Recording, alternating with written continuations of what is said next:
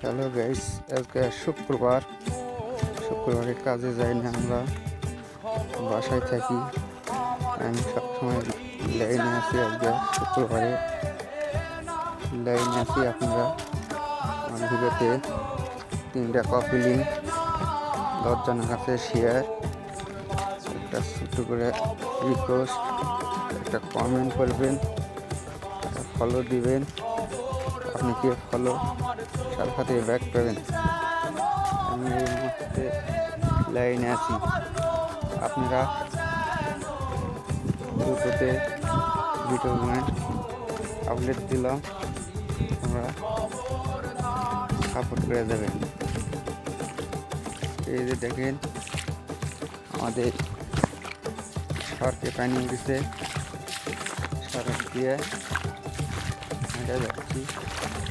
ভিডিওটা